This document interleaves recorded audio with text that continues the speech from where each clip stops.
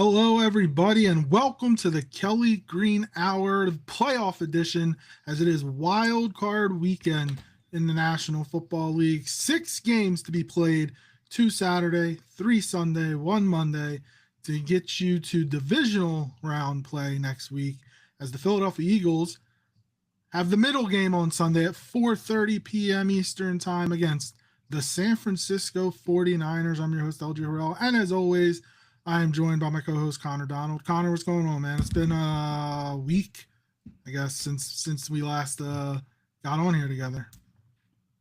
Yeah, like I said, it felt weird not seeing you on Tuesday, but we didn't feel the Sunday game warranted an entire show.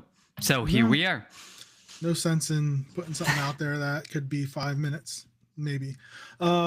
Before we jump into what we want to discuss today, as always, follow us on Twitter at Kelly Green Hour. Follow Connor on Twitter at Connor10. Follow me on Twitter at LGHarrell54. And follow the Eagles Pinpool Network on Twitter, YouTube, Facebook, wherever you get your podcasts at Eagles Pinpool Network. And if you're joining us live in the chat, or if you're in the chat, let us know your thoughts on this upcoming game, players to watch, predictions, keys to the game.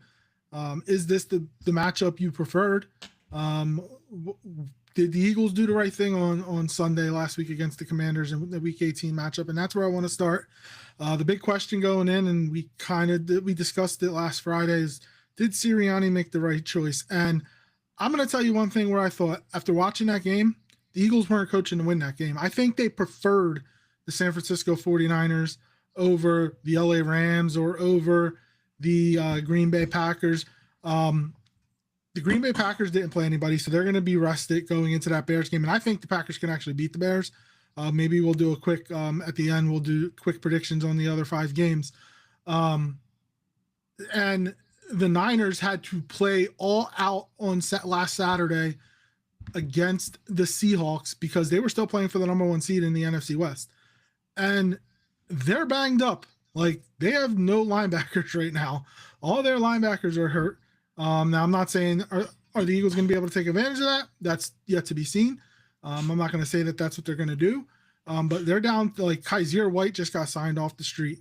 They got Eric Kendricks they brought up off of the practice squad. So they're going to be playing like 5th and 6th string linebackers.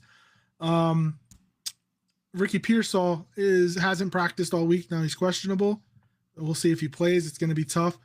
Trent Williams was a limited participant. He called himself a game time decision. He's probably going to play. But how effective will he be on a hamstring? It's not going to be as cold as it typically would be in Philly on a January. So, like, that helps him, because if it was going to be in the 20s and 30s, or even the teens, that would definitely hamper a hamstring. But it's going to be in the 40s, so, like, maybe it won't hamper it as much.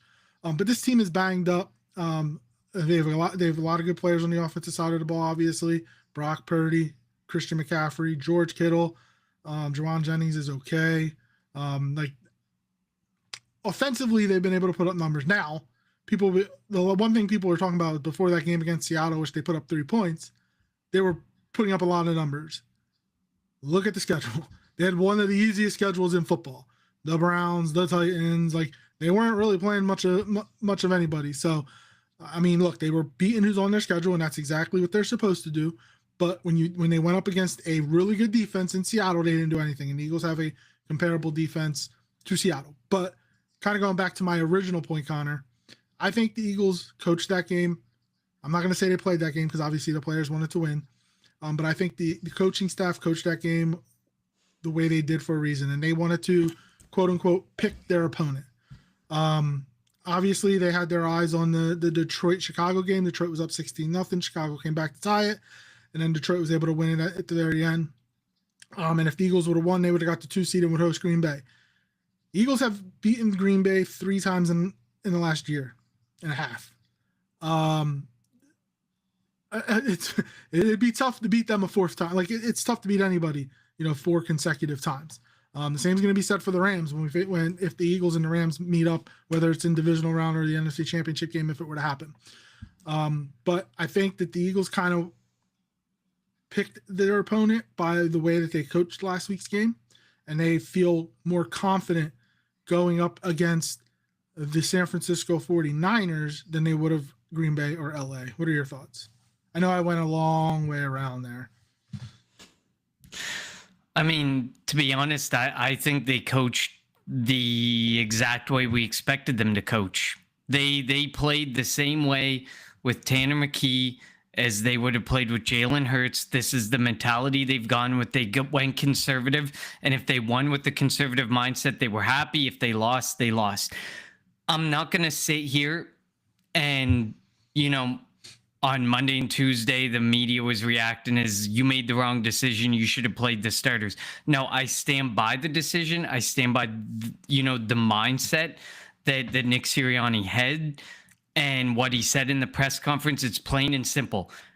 I thought health was better than the 2 seed, which is totally fair. I understand there's people who think that if it runs through the link, we're back.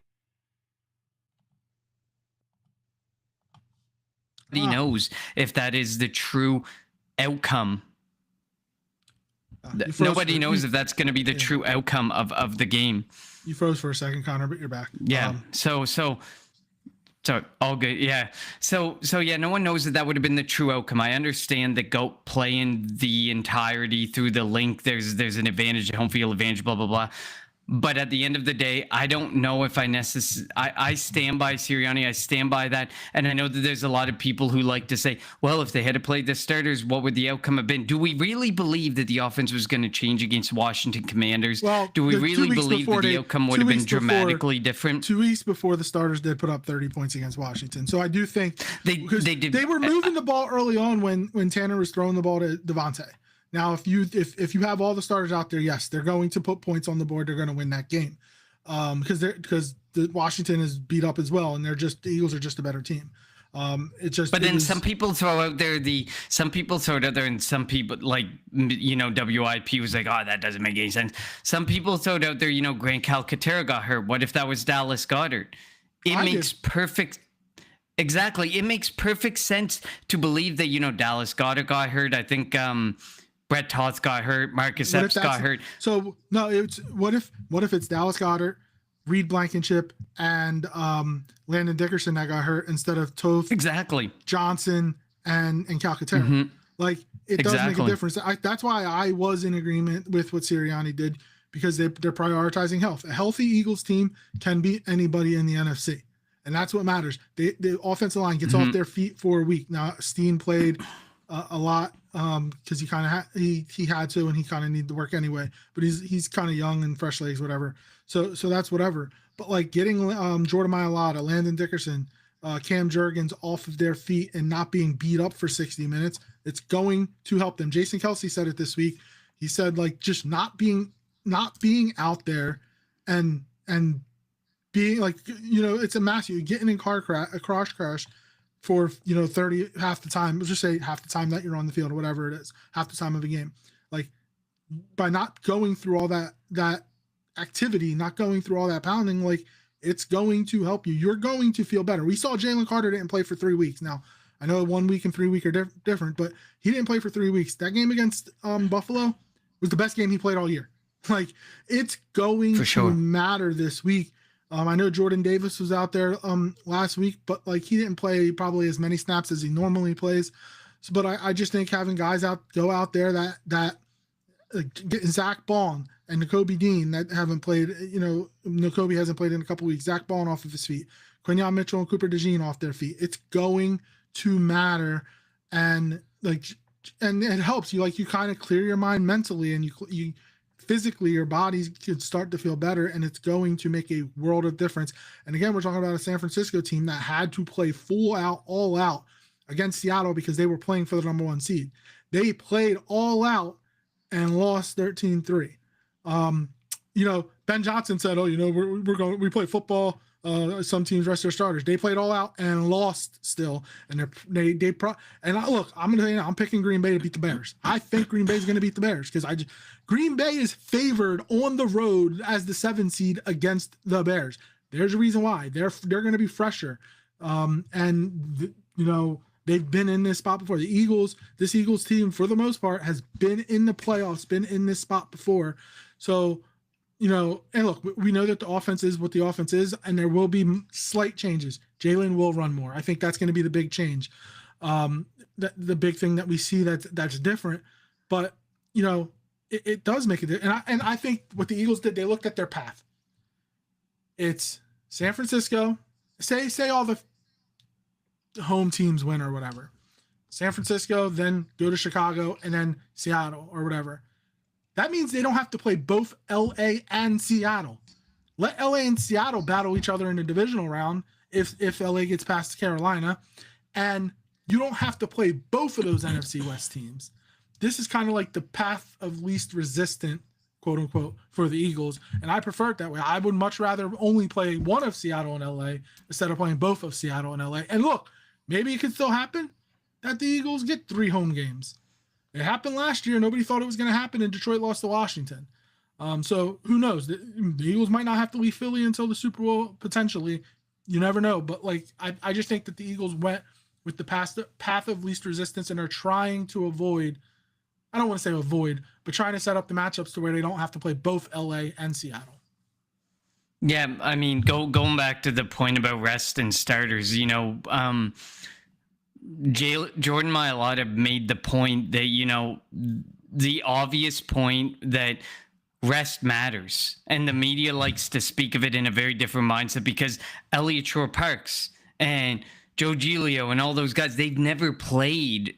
They don't play football. They've never played football. They report on football. They don't know what it's like to play the schedule. I understand it's the shortest schedule of all major sports in North America. It's also the most physical. Exactly. It's the most physical. So I think that it's important to note with this is, a lot of these guys haven't played, and a lot of the media that have played speak to, the right decision was made. But in hindsight, if you controlled your own destiny, like the Bears, yes, if the Eagles were in the Bears spot, the Eagles would have played their starters. 100%. I'm convinced that is what they would have done. And it's easy for, Ben Johnson to say, we're playing our starters because we're out there to play football. If he was in the same spot as the Philadelphia Eagles, he's not putting most of his starters out there. I can promise you he's not putting them at risk when they don't control their own destiny.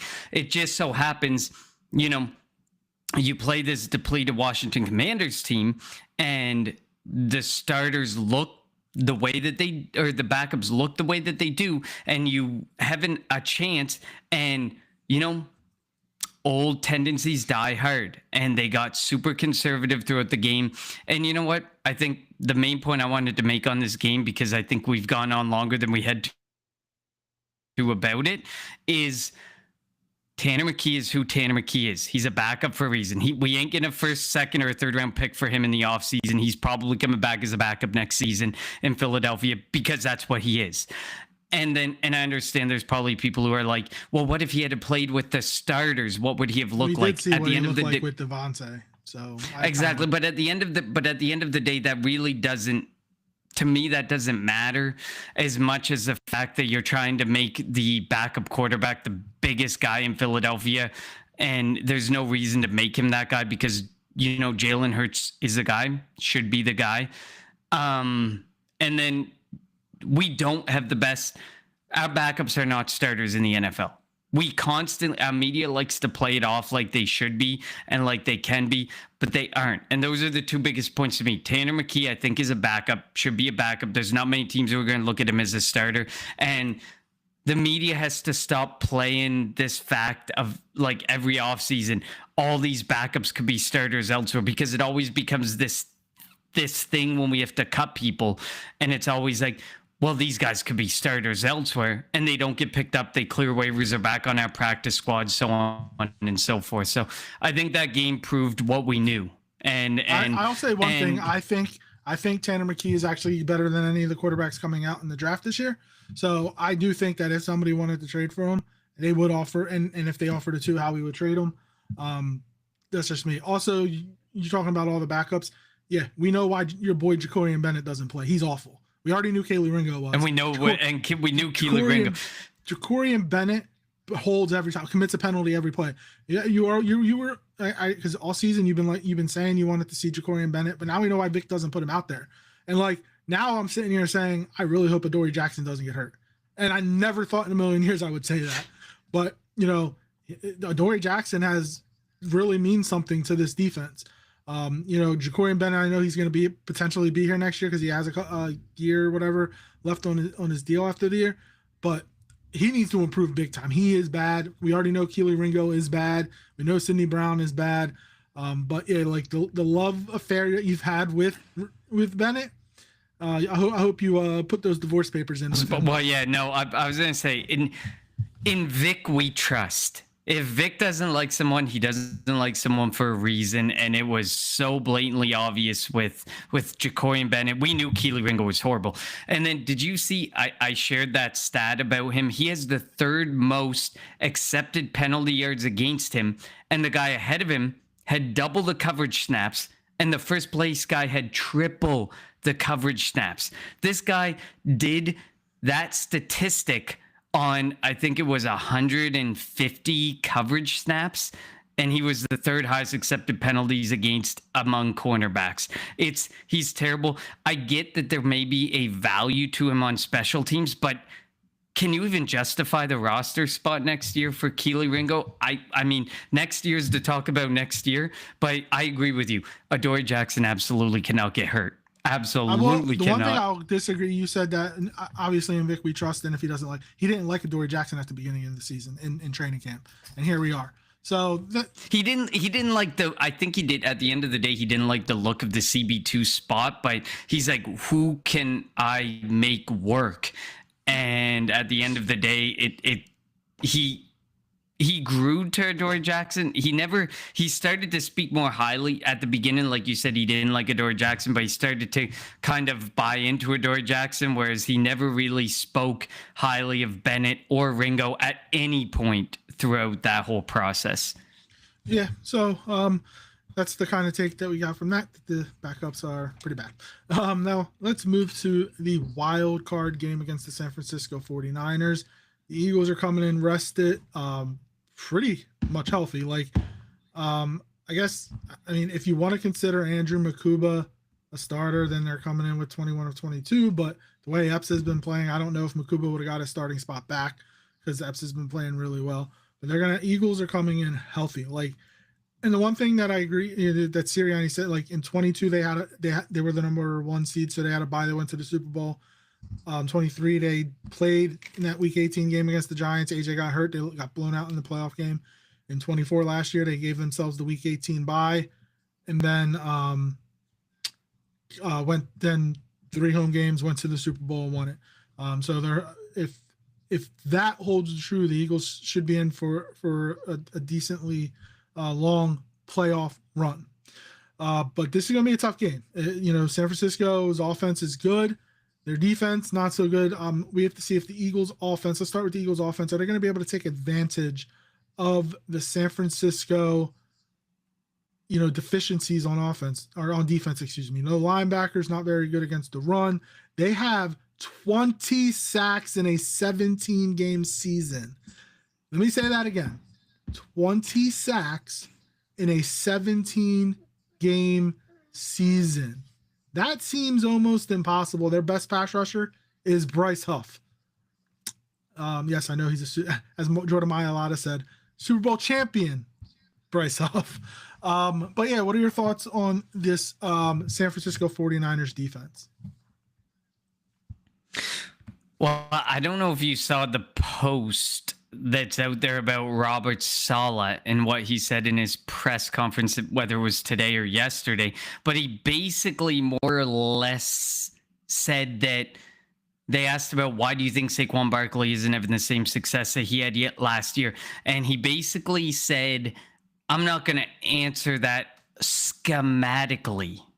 And that was basically how he ended it. So that should give everyone, belief that we aren't as fans who are frustrated with Kevin Patullo, we aren't the only ones who see it. Robert Saleh, who is one of the best defensive coordinators, one of the smartest defensive coordinators. I get we have the smartest, I know.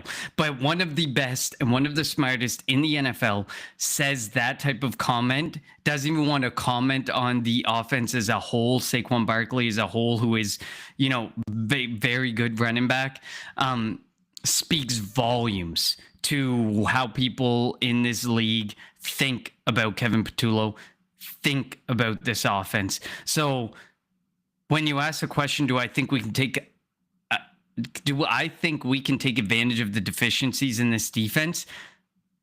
I don't know. I'm stuck on Kevin Patullo, how this offense played. I understand you were playing with a lot of backups last week, and the situation was very different with Tanner McKee versus Jalen Hurts. But for 16 games prior to that, you figured it out for about 4 or 5 games of the whole, and 2 or 3 of them were against subpar teams, well below the teams that we were expecting to play, except the Raiders. We obviously were expecting to play the Raiders the way they were.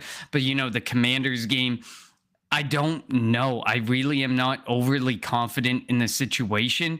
And, we don't want to look to next year, but obviously, there's a lot of great offensive minds who are out there and who are going to be available, and it's going to be interesting to see where the chips land among the 8 vacancies. After this week, there could be, a 9th, a 10th. You never know what happens with teams like Buffalo, Green Bay, and Pittsburgh, who those coaches seem to be on a hot seat to win this week and make a playoff run. Yeah, so the only issue with that I don't know. We could be in a spot where we were last year if the Eagles go on a run.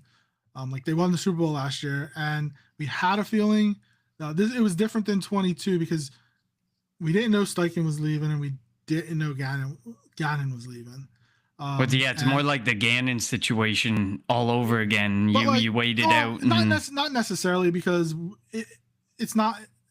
Patullo is not secretly interviewing. We just want him gone, so it's not a secret. So I don't think it's anything like that. But it's like last year, because we went to the Super Bowl and the Eagles, and then Moore got hired by the Saints, and all the other coaching staffs were put together.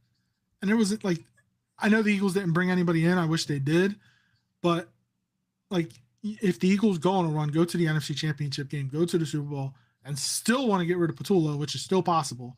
Even if they win the Super Bowl, it's still possible. Like it should still be what they want. It shouldn't be possible. It should be what they want. It's going to be in the same realm, because we're going to be sitting here with not the pick of the litter, because all the coaching staff is, in theory, unless somebody's waiting for somebody on the Eagles or whatever AFC team gets to the Super Bowl staff, they're all still going to.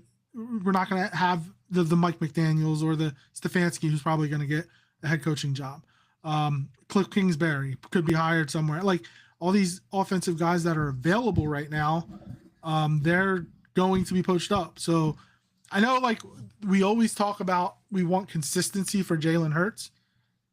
I just don't want consistency with this isn't the consistency that we want. And to that point that you make, I don't think it's fair that while half the league, or nearly half the league it would be half the league at this point, is playing meaningful football games, they don't get their choice. People can interview their candidate, their coaching staff, but they don't get a pick of anybody who's available should they believe that they want to move on from somebody within their coaching staff. Because they don't really know. It's tough because you don't know if you really want to get rid of somebody. Well, exactly. But that's the point that I was getting at. I believe that there should be no hiring of anybody until after the Super Bowl. I know that teams who have already started the process would still be at an advantage, because you would say, okay, the Monday after the Super Bowl, you can hire people. But if there's somebody who's looking for a meaningful opportunity with a winning franchise that wants an opportunity, because we all know Kellen Moore got that. If Kellen Moore stayed in Dallas, if he was given the opportunity to stay in Dallas and he ends up on a team that's around 500, below 500, is he getting that New Orleans Saints job, or is he staying in Dallas for another year? He's probably staying in Dallas for another year. The perspective is, if you get an opportunity to be with Philadelphia, who you are highly confident will end up going next year and winning 10, 11, 12 games, give you an opportunity to look like a stud head coaching candidate, then you're going to take that opportunity versus going somewheres where you get more control over personnel, blah, blah, blah. Certain circumstances seem to play to your favor, but you're not necessarily going to be put in an opportunity to be a head coach the next year or get head coaching interviews like you think you would. To me, I know that, college football is going through that same calendar situation. I feel like the NFL's in a similar situation. Like you should be allowed to interview these people, but you should not be allowed to hire anybody before the season is completely done. And yet the Miami Dolphins have essentially hired, a GM, and they're going to probably go there and hire a coach and stuff. It just, to me, it doesn't make sense. You should be waiting until the season's over and give teams an opportunity. I understand these teams probably aren't going to change, but everybody should have the same opportunity to go and make a pitch to some of these guys. Getting away from the game, but yeah. It's a tough situation. Like when you're good, you know that you're going to changes will be made in regards to, coaches being poached or whatever. It's just we're in that inevitable. We hate the offensive coordinator, so something needs to change, and unfortunately, we don't know if it's going to. And we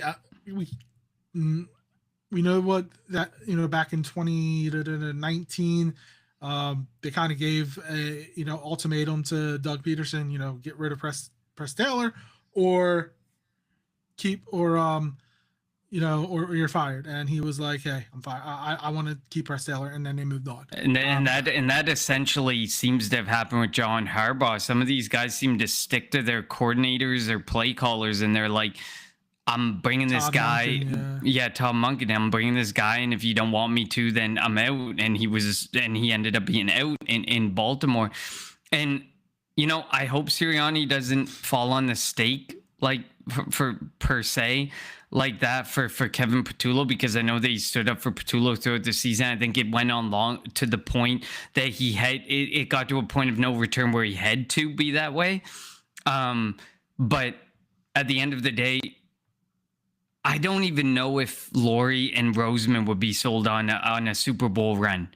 I don't know. Like, you'd have to have this offense look so different. Like, you literally had Robert Saleh laugh in your face without literally being in your face in a press conference, because we all know why Saquon Barkley has not looked like he did last year. And the offensive line hasn't been as healthy.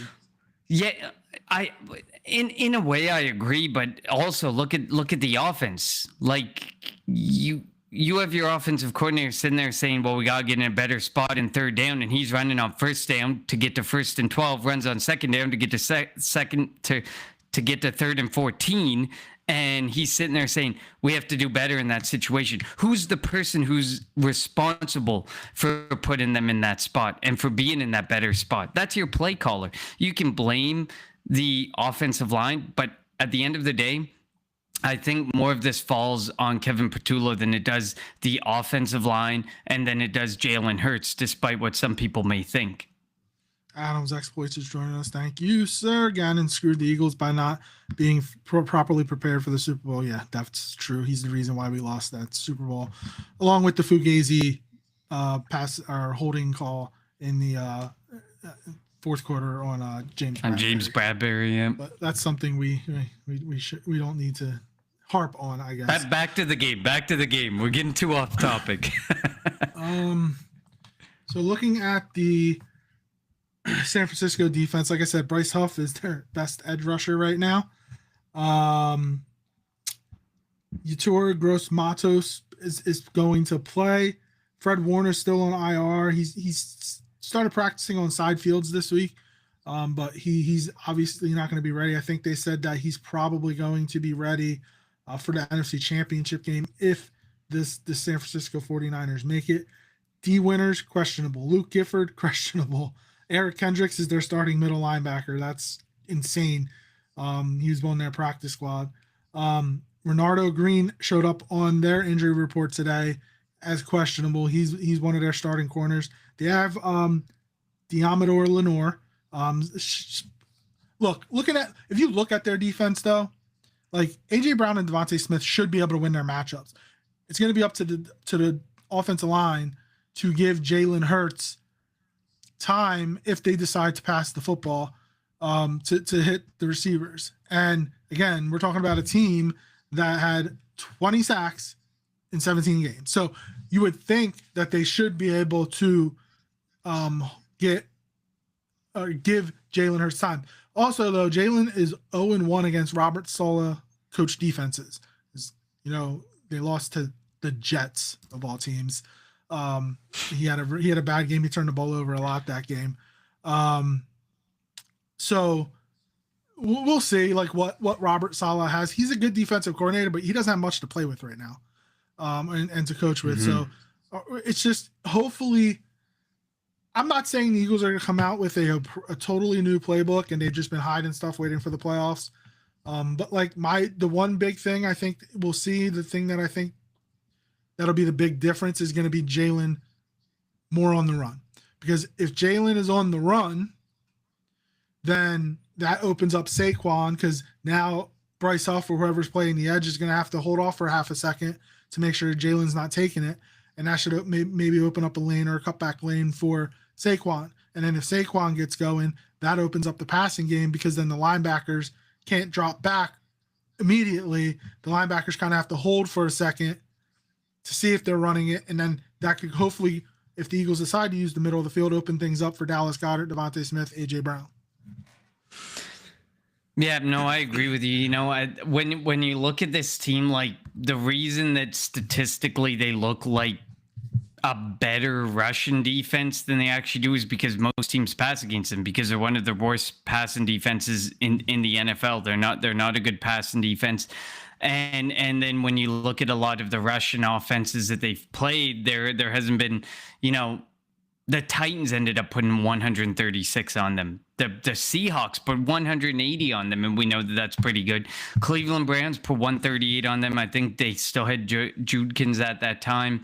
But, you know, this defense hasn't really, they've played some decent competition at times. They've been okay, but not great at times. It's just been inconsistent. And the main reason they've been inconsistent is a lot to do with the injuries. And I understand there's a lot of people who are like, Kyle Shanahan deserves coach of the year because look what he's working with. I agree. But year over year, Kyle Shanahan works with a similar circumstance where there's a lot of injuries. There's a lot of banged up players.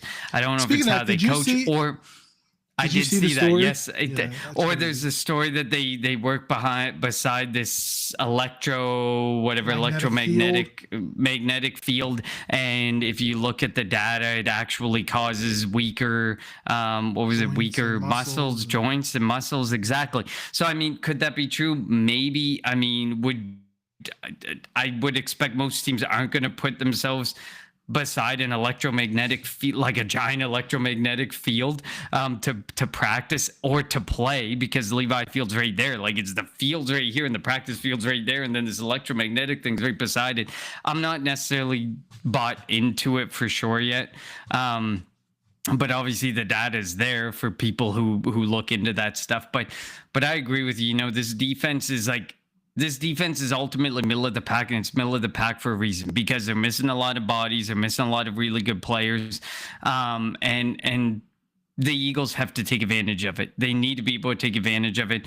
And, you know, Robert Saleh saying what he said should be a reason for Kevin Patullo to really, you know, go out there and put his best foot forward. And he needs to, at some point, like you said, will Jalen Hurts run more? I hope he runs more, because the stats are out there. His design runs are way down. His yards per carry are way down. Everything statistically from a rushing standpoint is way down. Did you see what Jalen said and how he said it when they asked him about the whole running thing? And he goes, well, you know, that's what this coordinator, and then goes, I meant KP. Yeah, he doesn't like Kevin Patullo. I'm almost convinced. But you see it, the way that Hurts spoke, the way that AJ Brown has spoke, the way that Robert Saleh has spoke. It is quite clear, if you ever did not back Kevin Patullo, you have been given great credence over this week by itself, that you are 100% accurate, that it is more about, because I know that you spoke about the offensive line, it is more to do with Kevin Patullo than anything in why this offense just isn't working. And the fact that Nick Sirianni has stood by it, I hope that when push comes to shove, if he's told this is the end of the road. You die on the stake for Kim Tulo, or you come with us and we're hiring your next offensive coordinator. He's been given his last opportunity in Philadelphia to hire any coaching staff. So he's going to have to fall on that stake and be like, okay, I will go forward. You guys pick the coaching staff. Or he's going to say, no, I want to pick my coaching staff, and he could be canned at the end of the season.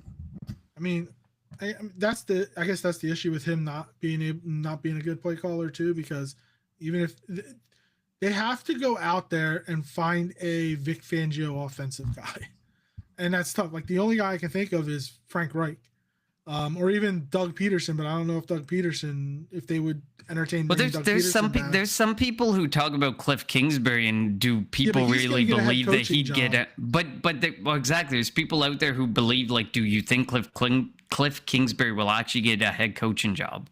Yes. And I also think that even if he doesn't get a head coaching job, he's going to end up in Detroit. He's going to end up in Baltimore. He's going to end up somewhere else, with those type of offenses, because Johnny Morton got fired by Detroit, and obviously Harbaugh is gone in Baltimore. So whoever gets hired there, unless it's say Stefanski, he can call his own plays. But I do think Kingsbury, if he doesn't get a head coaching job, is going to end up in a place like that, to where he can, call plays for a dynamic quarterback type. Adams exploits. KP has no idea to run an offense. It takes knowledge and a few. We see that. You can tell that for the first 10 to 15 plays, he has a plan. And then after that, it just goes down the shitter. He just does not seem to understand. Which is also realize. Why I always say, like, the reason why that they run late into the play clock is because he doesn't think 2-3 plays ahead. He calls a play, for sure. He calls a play, waits for the outcome, and then just tries to decide.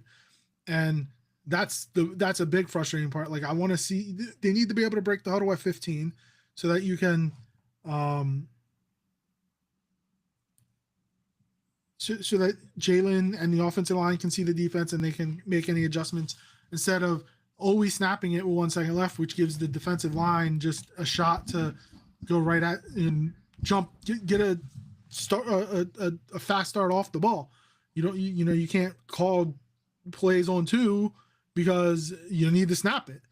So hopefully, that's one of the big things I want to change. On the Eagles side, yeah, again, nine times out of 10, like you're gonna snap the ball, and doesn't matter what jump the defense gets, you're more likely to get called for a delay of game than they're gonna get called for that jump offside. So I agree with you with that standpoint. Before we move to the defensive side of the ball, they have to get that in way quicker. And like when I watch other games and these guys have the play call in, they're going to the line at 15 seconds. They're there at 12. They're looking at it. And we know, and we talked about it earlier in the season, and other analysts who are far better watching all 22 than us have said, if one of Jalen Hurts' greatest strengths is being able to get to the line and look and make the decision, give him options so he can decide, I'm going to run the ball, I'm going to pass the ball, I'm going to give it off to Saquon Barkley. He needs to be the ultimate decider of that, because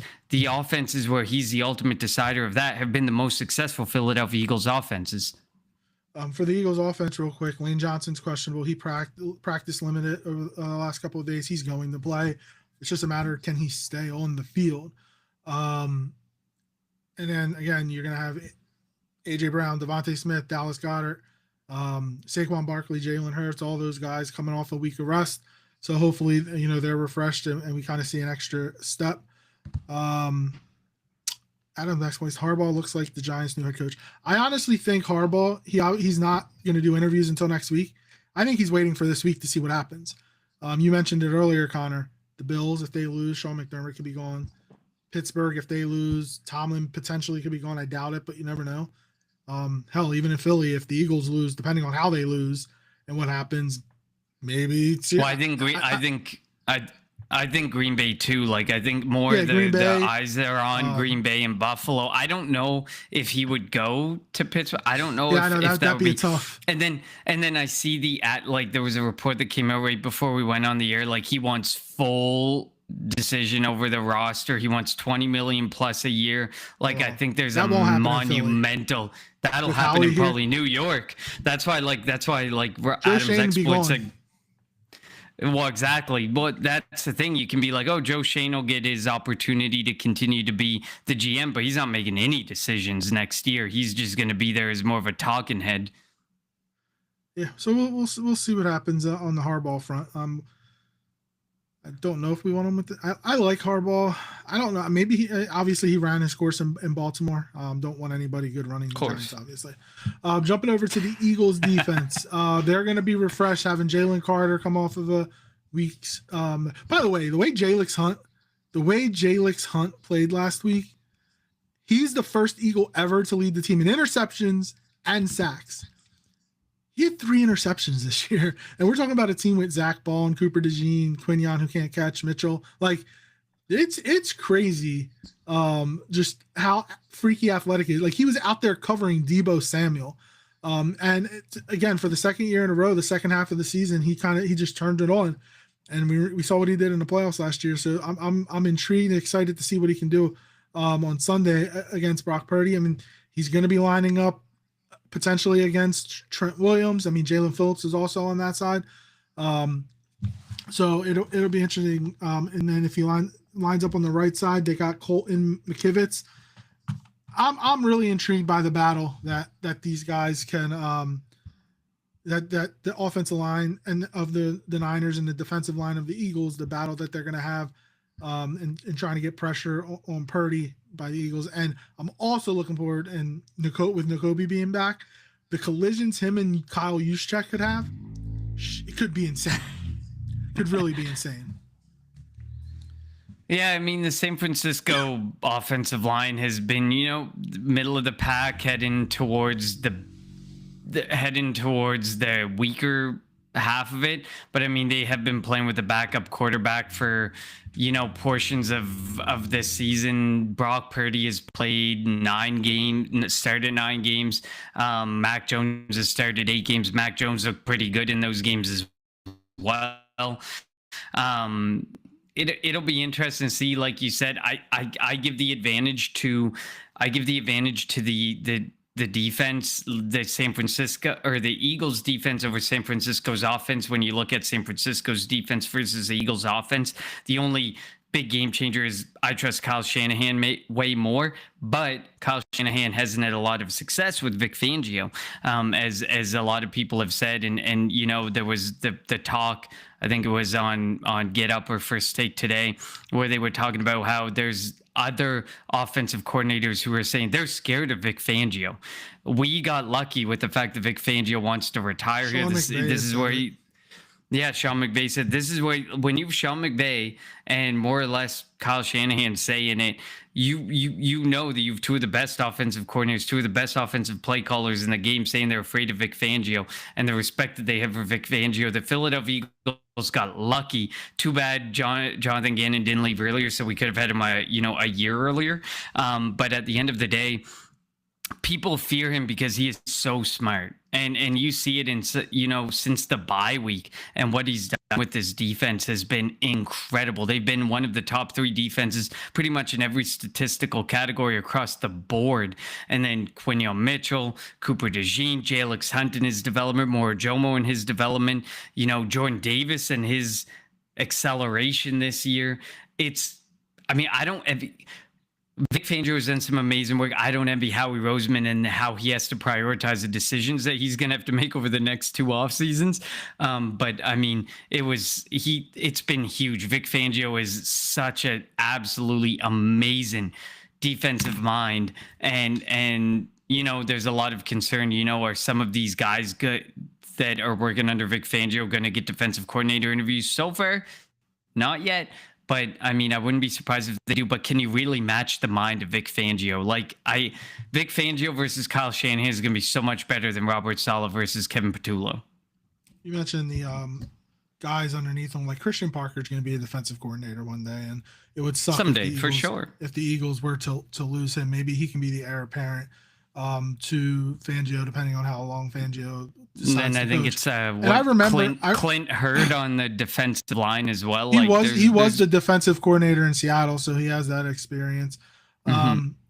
I do remember, last year early in the season, I was saying Fangio looked like he was cooked, like he just was out of it. But like he's obviously that good. He's a Hall of Fame assistant coach, Hall of Fame defensive coordinator.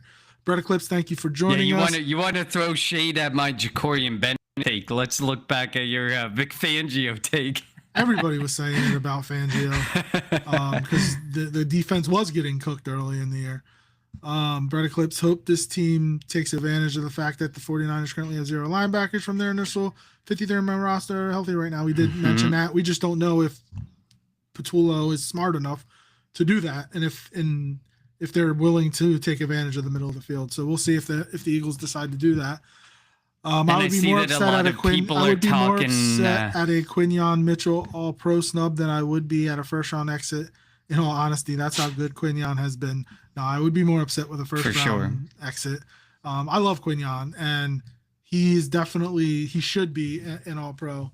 The fact that he did make the Pro Bowl, which is definitely good, and you got to think about Stingley. Where are the other corners? I can't think quickly off the top of my head. There are some Terrell. It's AJ Terrell in so Atlanta. We'll see what happens with that, but we're not going to worry about that now.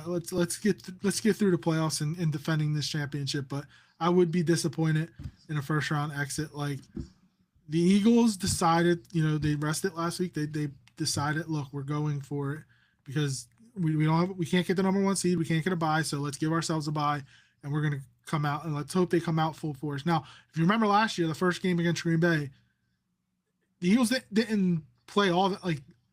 They played they got the turnover right away, and then Jalen threw the touchdown pass to Jahan Dotson, but it was still a struggle offensively. They didn't really start picking it up offensively till the NFC Championship game. So we have to realize it's going to be a close game. That's just this year's Eagles. The offense is what the offense is, and they just have to be able to find a way to take advantage of some miscues by the opponent. Yeah, no, I agree. Like the 49ers. Connor went away. Am I back? Brad Eclipse says, I saw a reporting from Mike Garafolo this morning that a win against the Niners would be good enough for Nick Sirianni to personally decide to keep Patullo. Yeah, I don't know. Well, it depends on how it looks because they can win 3-0, and yeah, that's not good enough offensively. I think that the offense has to start looking like a functional offense. I do think the devil's in the details with how they win. So I still think it's up in the air. I don't know if the front office is going to be able to live with the offense looking the way it looks. But I don't know if Patullo can do anything to change the way a lot of people think about him right now. They'd have to go up and put 100 points for me to be like, all right, he's good. They're not. I don't know if they're going to put up 100 points in 4 games. If they play 4 games this postseason, are they going to put up 400? Are they going to put up 100 points? They put up 55 in the NFC Championship game. They put up 95 points in the NFC Championship game in the Super Bowl last year. Are they going to put up 100 points if they make it all the way to the Super Bowl? Are they going to put up 100 combined points? They rushed for over 800 yards in 4 games. Are you going to be able to do that again? And that's not all on Patullo per se, because that's going to be on the players on the field, offensive line. But he's got to become more consistent and better with his play calls. One play has to lead to something later on. Don't just call a play, wait for the outcome, and then be like, all right, what are we doing now? No, think 2, 3, 4 plays ahead, as I've been saying all season when it comes to Patullo. Yeah, no, I agree with what you said. Sorry, dropped out there. As you can see, my background disappeared. Now you see my bedroom, but no, I agree with you on that point. I don't know if anything's really going to save Kevin Patullo at this point because, Howie Roseman and Jeffrey Lurie definitely have an eye on what fans are thinking and what they're seeing in the media. Even if they don't say it, it's not this dramatic impact. But Kevin Petullo, like you said, would have to have this massive run through the playoffs, not just winning, like you said, 10-3, 13-7, like not these games where your offense puts up, one score or something. You can't have that. That's just not going to happen. Like if you go out there and you put up 30 plus points a game, predominantly based around the offense, there's a very good chance maybe they would consider it. But I mean, I think it's going to take a lot more than a win against the Niners to keep Kevin Petullo around, and it's going to take a significant run in the playoffs with significantly high-scoring games to get Kevin Petullo in as offensive coordinator next year. And I think that they would face incredible flack next year if they got to that point where Kevin Petullo is back next year. I just don't see a way that it's going to happen. It's just, in a way, unfortunate that we're not in the run-ins for any of these offensive minds that could be out there. Obviously, you have to wait till they get through the, head coach and interview process. But, at the end of the day, Kevin Petullo, who was it? Whoever had it on their NFL report, like a young offensive mind who might get interviews this offseason, Kevin Petullo has not had any requests even for an head coach in interview. To be fair, so. Nick Sirianni didn't either when we hired him. So no, but at least Kevin Petullo, well, I mean, I guess Sirianni had some play calling experience, but at least Kevin Petullo clearly had the play calling experience on a very well above 500 Philadelphia Eagles offense and Philadelphia Eagles team. But I mean, at the end of the day, he hasn't had any calls for interview at all. So, I mean, it will be interesting to see. It is kind of surprising that there's reporting out there to think that Kevin Petullo could be safe by getting through the wild card round. I think you need to show a lot to continue to keep that job next year. So going back to the Niners offense, who do you think covers George Kittle? Who do you think is going to be the primary guy when he comes out the backfield covering Christian McCaffrey? Is they're the two weapons, honestly, if we're being honest, if you can stop Kittle and McCaffrey, you kind of slow down and stop this Niners offense. So the Eagles have to find it. Fangio's got to devise a plan to stop them. Yes, they have Jawan Jennings. Yes, they have Demarcus Robinson, Kendrick Bourne, maybe Ricky Pearsall, but I don't think so. Sky Moore, yes, they have those guys. But if we're being honest, it's Christian McCaffrey and it's George Kittle. I mean, I think it's 100%. I think it's 100% Cooper DeJean's going to cover one of them. How Vic decides to play it. I mean, I could guess it, and I'm going to be 100% wrong because Vic plays it such a very specific way. And then it's going to be whatever linebacker he decides he wants to pull back in coverage. Like you said, Jalix Hunt has 3 interceptions on the year. There's going to be times where we're 100% seeing Jalix Hunt back in coverage against potentially, hopefully not Christian McCaffrey, but likely potentially against, George Kittle.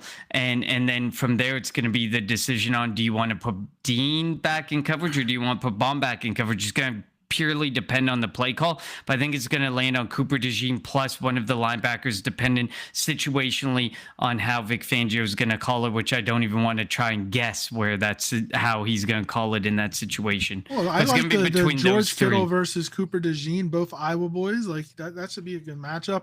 I do like we did see against Tampa, where it was Jahad Campbell in coverage, but Bucky Irvin beat him on a wheel route. So that's my big concern with Christian McCaffrey. I mean, we know that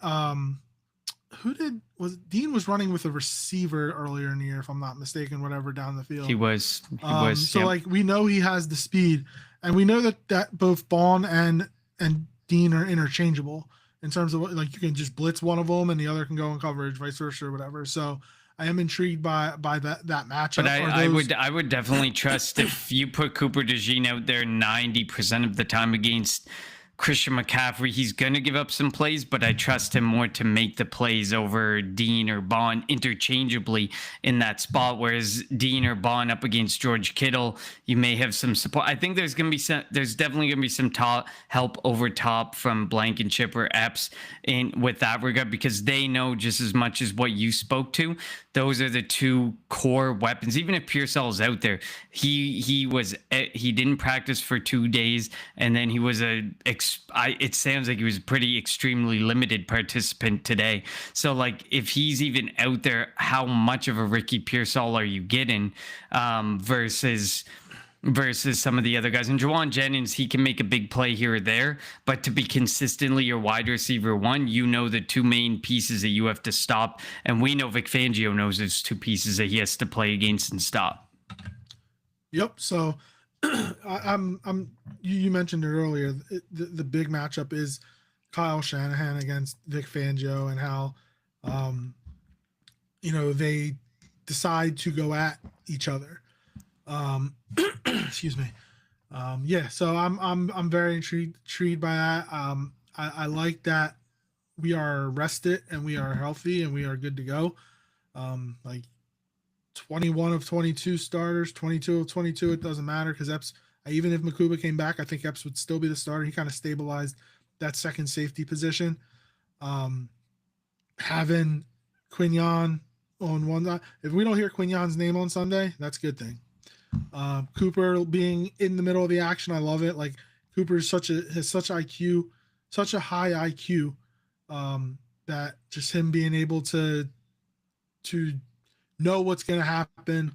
And the one thing I like about him and Q and just the way the secondary works, it's like you can have nonverbal communication, look at each other, hand signals, whatever it is, and they know exactly what they're doing. And that's like the second year of this defense under Vic Fangio. He's been able to kind of go to the next level. Now imagine what they're going to be able to do in like the third year with this defense. If most of the guys are still going to be there. Is Dean going to be here? Who knows? Hopefully, but you never know. Whoever the second corner is going to be, the safeties, whoever they're going to be. Like, there's going to be some changes, obviously, but just the way that this defense has been able to get better from week one to now, like, they were the number one defense in football last year, and everybody was like, well, if they're top 15 this year, that's good enough. They're top 5.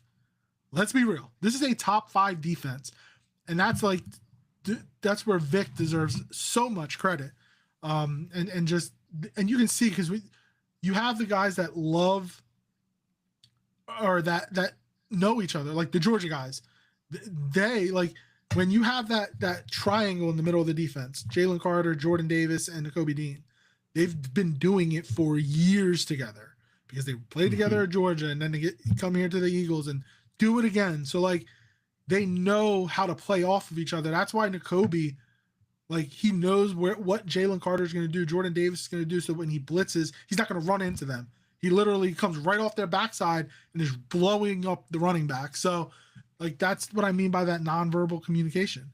Brett Eclipse asked, would you guys say that this 2025 defense is better than last year's?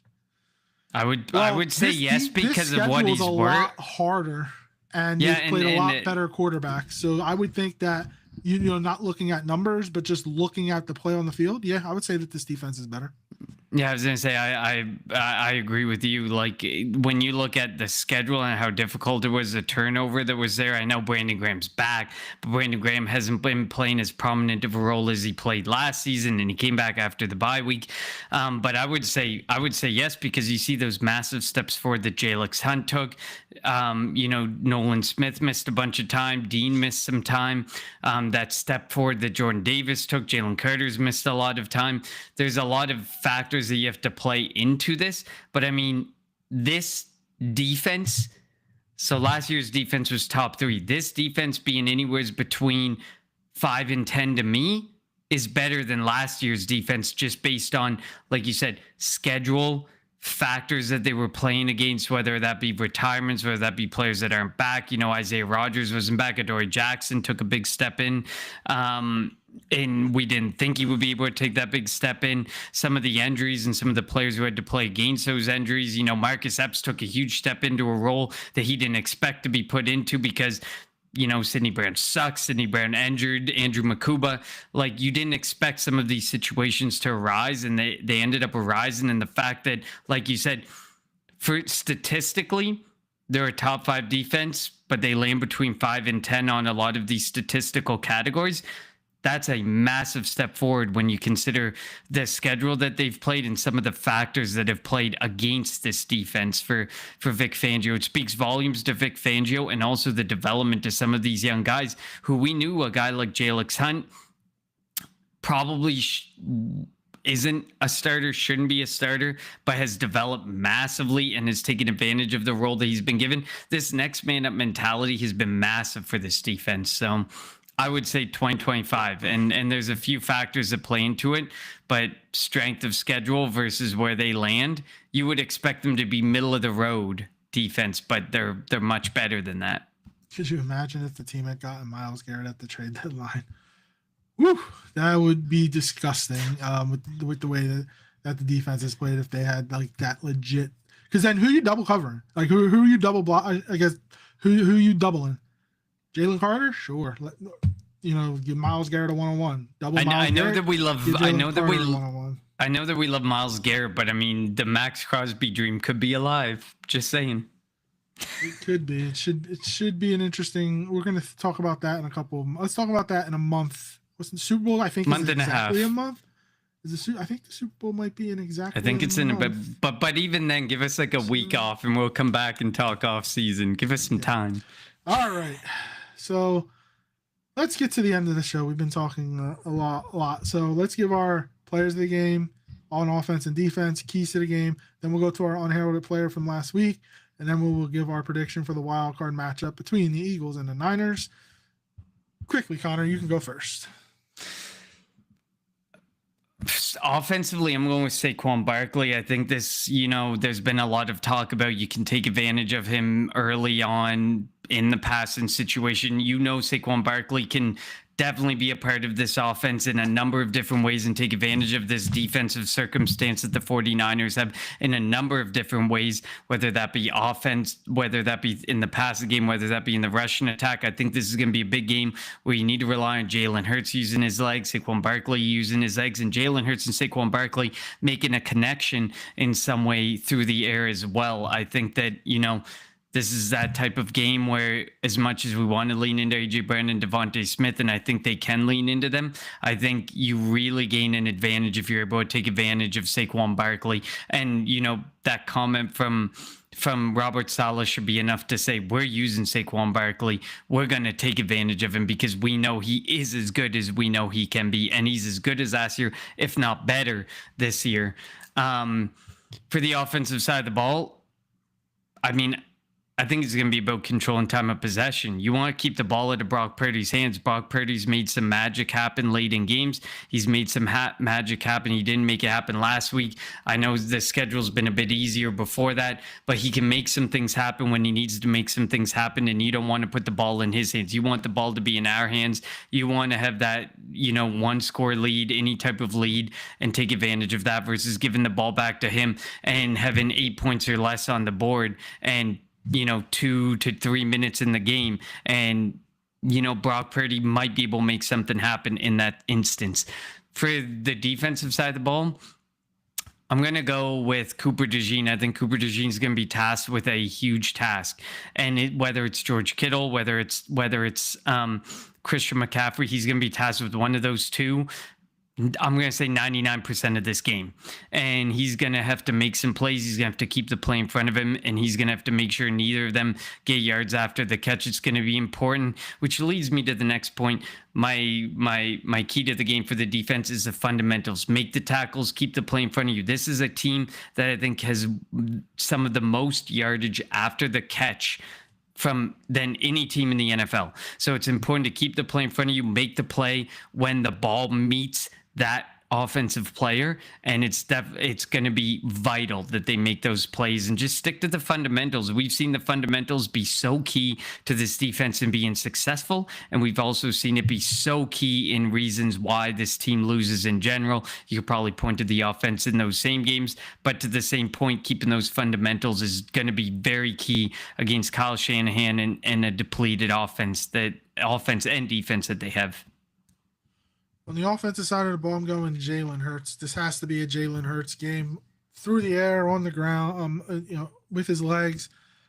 He's going to have to dictate the game, and they're going to need to stay ahead of the sticks. Like, they can't have these first, second and longs, third and longs. He's going to have to make a play, kind of try to overcome the play calls that are going to be coming into him, because we know they're not going to be that great. On the defensive side of the ball, I'm going with Jalen Carter. He's going to have to collapse the pocket. He's going to have to, stop, be key in stopping the run, stopping, Juszczyk or stopping McCaffrey. And if they can get after Purdy, maybe he'll throw the ball up and we can get some turnovers in the back. My key to the game is just overall be smart. Like and it coincides with your, on the offensive side of the ball, kind of win the time of possession.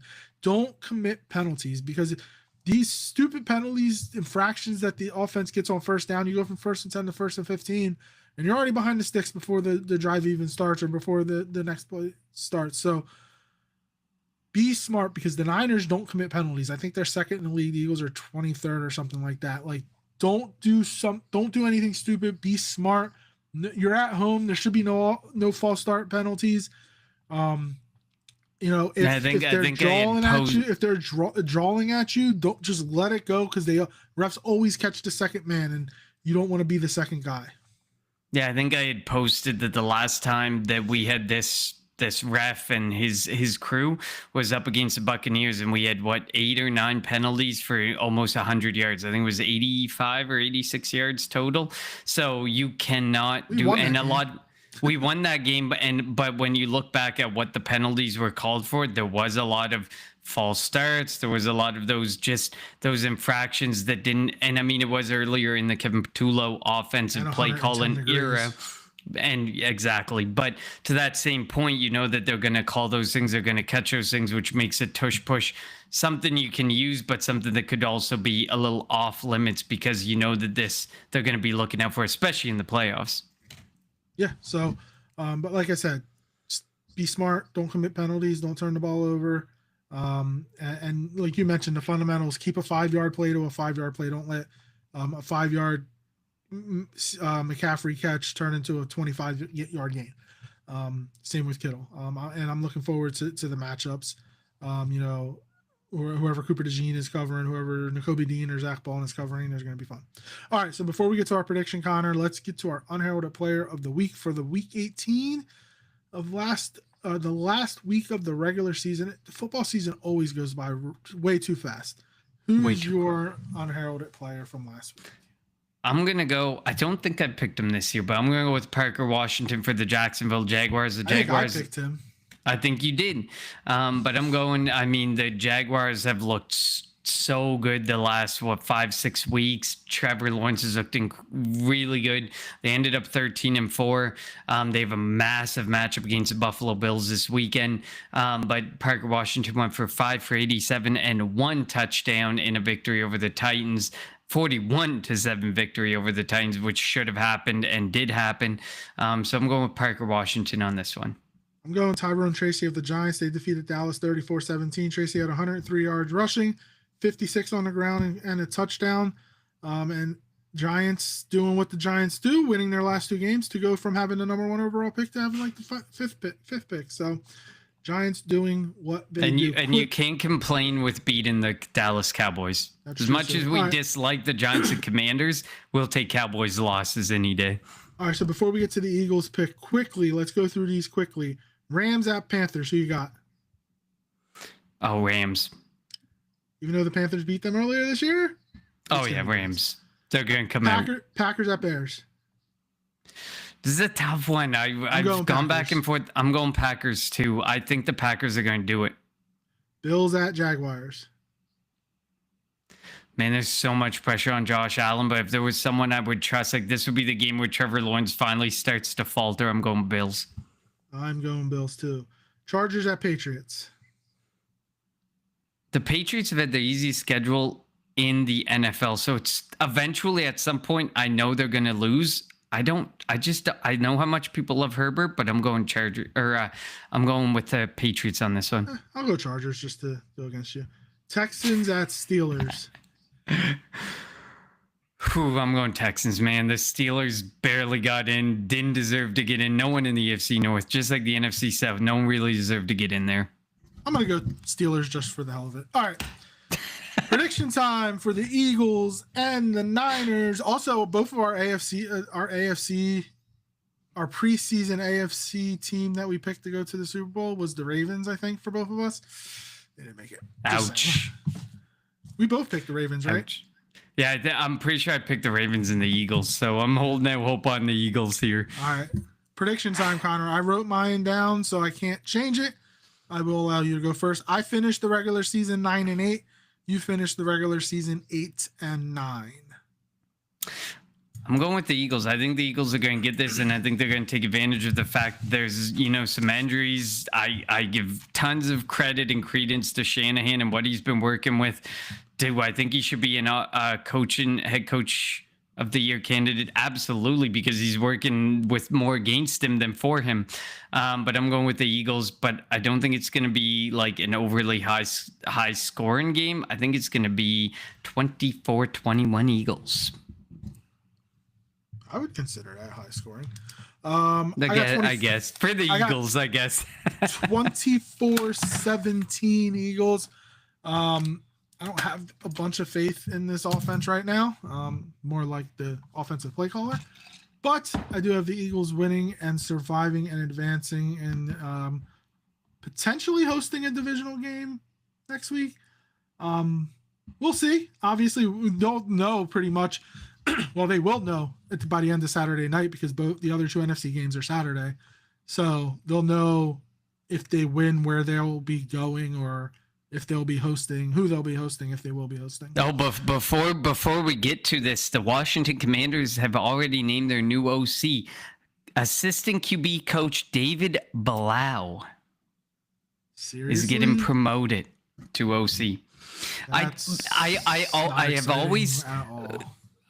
always stood by that Dan Quinn wants a yes man. Dan Quinn doesn't want someone that he's going to butt heads with, and Dan Quinn wanted somebody, and this feels like the optimal Dan Quinn addition.